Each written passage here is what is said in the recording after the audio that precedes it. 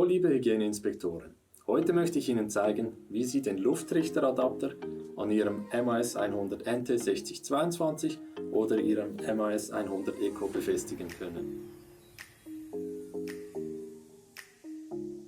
Grundsätzlich wollen wir mit dem Lufttrichter verhindern, dass Sie durch die Beprobung von Raumluft das Messresultat verfälschen. Es gibt zwei Anwendungsbeispiele.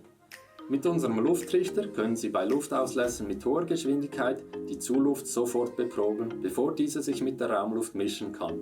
Weiter verwenden wir ihn bei Luftauslässen mit einer niedrigen Geschwindigkeit von unter 0,45 Meter pro Sekunde, um zu verhindern, dass durch einen Unterdruck zusätzliche Raumluft angesogen wird. Das geht ganz einfach. Je nach Größe des Auslasses entscheiden Sie sich für die kleine oder die große Lufttrichterfolie. Das ganze Equipment, wie auch die Arbeitsfläche, wurde bereits desinfiziert.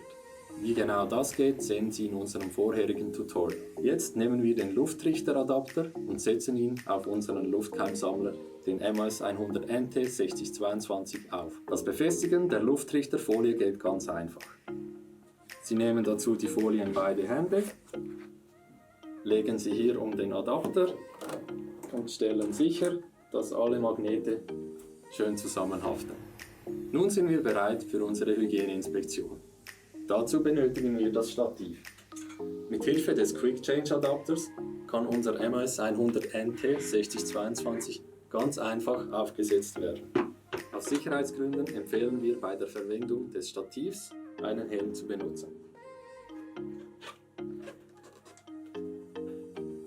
Und nach der Luftkeimmessung kann das Luftrichtersystem in kurzer Zeit demontiert und sicher im Hygieneinspektionskoffer verstaut werden. So stellen Sie sicher, dass Ihr Zubehör den Transport zum nächsten Messort ohne Probleme übersteht und wieder für den neuen Einsatz bereit ist. Falls Sie noch Fragen haben, schreiben Sie uns auf welcome@mbv.ch oder besuchen Sie unsere Homepage. Vielen Dank fürs Zuschauen und bis zum nächsten Mal.